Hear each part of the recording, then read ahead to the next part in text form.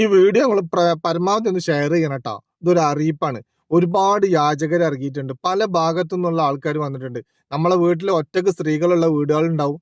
അതുപോലെ തന്നെ എന്താ പറയാ, സ്വർണം മോഷ്ടിക്കുന്നതായാലും കുട്ടികളെ പിടിച്ചുകൊണ്ട് പോകണതായാലും. ഇപ്പൊ റംലാൻ മാസമാണ് വരുന്നത്. ഈ റംലാൻ മാസത്തിൽ പല ഭാഗത്തുനിന്നും ആൾക്കാർ ഇറങ്ങിയിട്ടുണ്ട്. നമ്മളെ നാട്ടിലൊക്കെ നല്ല സതക്ക കൊടുക്കുന്ന കണ്ടറിഞ്ഞിട്ട് വന്നിട്ടുണ്ട്.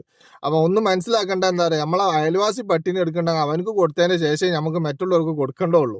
അതുപോലെ നമ്മളെ കുടുംബത്തിൽ തന്നെ ഉണ്ടാവും അറിയാത്തപ്പെട്ട ആൾക്കാർ, അല്ലെങ്കിൽ രോഗം പിടിച്ചെടുക്കുന്ന ആൾക്കാരുണ്ടാവും.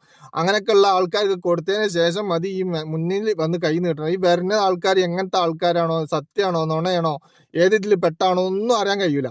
അപ്പൊ ദയവ് വിചാരിച്ചിട്ട് ഇങ്ങനത്തെ കാര്യങ്ങളൊക്കെ ആൾക്കാർ വരുമ്പോൾ വളരെയധികം ശ്രദ്ധിക്കുക. റംലാൻ മാസമാണ് വരുന്നത്.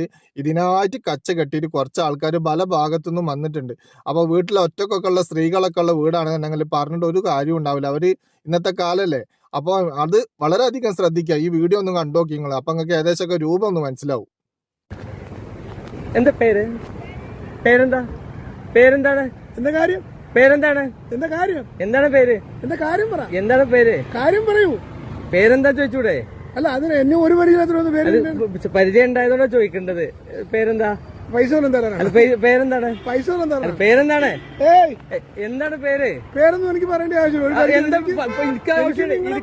എനിക്ക് ആവശ്യമുണ്ട്. ഇവിടുന്ന് കള്ള് ഷാപ്പിന്റെ അവിടുന്ന് അപ്പൊ നിങ്ങള് കയറിയതാ വണ്ടിയില്. അവിടുന്ന് മുസ്ലിം ആയതാണെന്ന് പറഞ്ഞ പിരിവാണ് വീട്ടിൽ വന്നാണ്.